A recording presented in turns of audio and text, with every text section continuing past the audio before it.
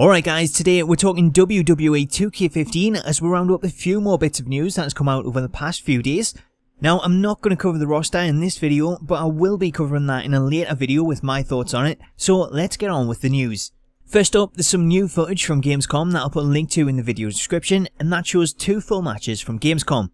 The first one sees Cesaro taking on Randy Orton, and the second one gives us first gameplay of Goldust as he too takes on Orton. But the interesting thing coming out of this video is that unlike the other videos from Gamescom that didn't really show off too many new moves and animations, there's a lot more evident in these matches. To give you an example of some of the new animations, a lot of the basic ones have been updated, including when a superstar is leaning against the ropes for a rope move, dragging someone along the mat, which is now done by pulling on one of the arms, running the ropes, which now has a quick look towards the ropes to see how far away they are instead of just breaking out into a run, and there's a few new pin animations, one of which was shown in a separate video and showed Orton crawling towards his opponent after an RKO and then pinning them in a tired fashion with just one hand, which is probably due to being low on stamina.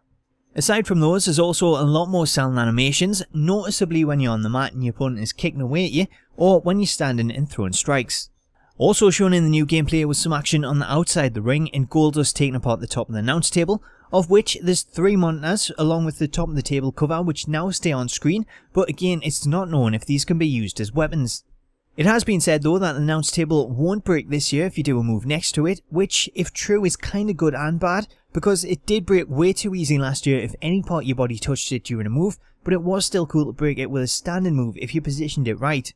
As I mentioned in the previous video, there's also a hole in the barricade where Justin Roberts and the Timekeeper retreat to if you get too close, and that could be used to get into the crowd, but on the version at Gamescom there's an invisible wall there that stops you getting through, so it doesn't look like we'll be able to get into the crowd that way. One final thing from the footage I also noticed is that the crowd seem to pay attention to the action, as they'll now visibly look at the superstars while they're on the outside of the ring instead of always looking in the same direction. Apart from these new details from the Gamescom footage, Vincent Ingenito also revealed on Twitter that the stamina display shown on screen can be turned off, so for people that don't like the on-screen displays, that'll come as good news. However, he did also say the stamina system itself cannot be switched off, at least not in the demo build that he's playing, because it's an integral part of the game. Finally, in one piece of news that broke on Friday from Game Informer, it was revealed that CM Punk did not have his face scanned for the game, and because of that, it's noticeably off compared to the other superstars who did.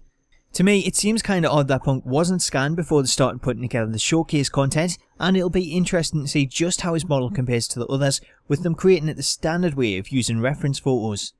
Anyway, that is all there is for now, but I'll be back later on today with more on yesterday's roster reveal and some of the news that came out following it, so stay tuned, and until then, I'll catch you later.